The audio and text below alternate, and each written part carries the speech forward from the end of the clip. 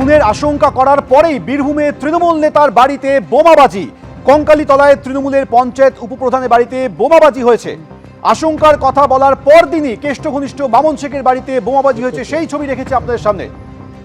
আপনার মনে থাকবে যে কেষ্ট ঘনিষ্ঠ মামুন শেখ তিনি আশঙ্কা প্রকাশ করেছিলেন যে তার উপরে হামলা হতে পারে, এবং সেই আশঙ্কায় সত্যি হলো, মামুন শেখের বাড়িতে বোমাবাজি হয়েছে। খুনের আশঙ্কা প্রকাশ করার পরেই বীরভূমের এই তৃণমূল নেতার বাড়িতে বোমাবাজি হয়েছে।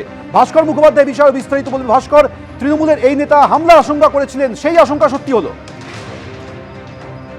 একদমই, দেখো, গতকালই তিনি হামলার আশঙ্কা করেছিলেন এবং তিনি জানিয়েছিলেন যে তাকে প্রাণনাশের হুমকি দেওয়া হচ্ছে এবং তিনি রীতিমতো ভয়ে আছেন। এবং মালদার ঘটনার পর, অর্থাৎ মালদাতে যে তৃণমূল সহসভাপতিকে যেভাবে খুন করা হয়েছিল, তিনি তারপর বলেছিলেন যে তিনিও খুন হয়ে যেতে পারেন।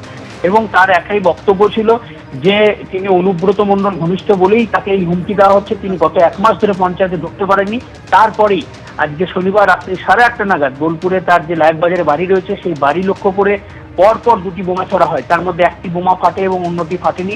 এবং এই ঘটনার খবর পেয়েই শান্তিনিকেতন থানার পুলিশ ঘটনাস্থলে চলে আসে। এবং এই মামুন গত বুধবার সাংবাদিক সম্মেলন করে জানিয়েছিলেন যে জেলা সভাধিপতি কাজল শেখের যে ঘনিষ্ঠ কঙ্কালীতলা অঞ্চলের কনভেনার মানোয়ারা শেখ এবং বোলপুর শ্রীনিকেতন পঞ্চায়েত সমিতির সভাপতি মোহাম্মদ হানিফ তাকে হুমকি দিচ্ছেন এবং তার জন্য তিনি পঞ্চায়েত যেতে পারছেন না। গত কঙ্কালীতলা পঞ্চায়েতে গত 1 মাস ধরে তিনি যেতে পারেননি। এই পঞ্চায়েতে তিনি উপপ্রধান রয়েছেন, তিনি নির্বাচিত জনপ্রতিনিধি, তাকে ঢুকতে দেওয়া হচ্ছে না।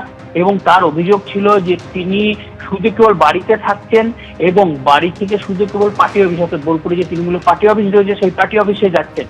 তার বেশি তিনি বেরোতে ভয় পাচ্ছেন, তার যে কোনো সময় তার উপর আক্রমণ হতে পারে। এবং এই দুজনের বিরুদ্ধে শান্তিনিকেতন থানাতে অভিযোগও দায়ের করেছেন, তিনি লিখিত অভিযোগ করেছিলেন। এবং গতকাল এই এবিপি আনন্দকে তিনি জানিয়েছিলেন যে তিনি চাইছেন পুলিশ তার নিরাপত্তার ব্যবস্থা করুক, কারণ তিনি রীতিমতো শঙ্কিত মালদায় যে ঘটনা ঘটেছে তারপরে। এবং সেই ঘটনাই পুনরাবৃত্ত হলো আজকে আমরা যদি দেখি যে আজকে রাত্রি 8:30 নাগাদ তার যে বাড়ি রয়েছে সেই বাড়িতে আক্রমণ হয় এবং সেখানে বোমা মারা হয় বলে অভিযোগ। এবং দুজন আসছে বাইকে করে, বাইকে যে সিসিটিভি ফুটেজ রয়েছে তাতে পরিষ্কার দেখা যাচ্ছে দুজন এলো বাইকে করে, দাঁড়ালো, পরপর বোমা মারলো। একটি বোমা ফেটেছে, আরেকটি বোমা ফাটেনি। এবং শান্তিনিকেতন থানায় খবর দেওয়া হয়। শান্তিনিকেতন থানার বিরাট পুলিশ বাহিনী আছে এবং তারা তল্লাশি চালিয়ে যে বোমাটি না ফাটা বোমাটি উদ্ধার করেছে।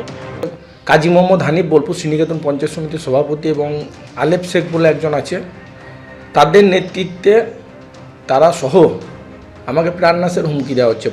তাদের বাইক বাহিনী তাণ্ডবে আমি ভয়ে ভীত, আমি বাড়ি থেকে বেরোতে পারছি না, নিরাপত্তার অভাব বোধ করছি। গতকাল মালদা তৃণমূলের জেলার যে সহসভাপতি তাকে প্রকাশ্যে গুলি করে খুন করে দেওয়া হলো। তো আমাকেও যে কোনো সময় এরকম তো খুনের হুমকি আসছেই, আমাকে গুলি করে মেরে দেবে না, খুন করে দেবে না, তার কি প্রমাণ আছে?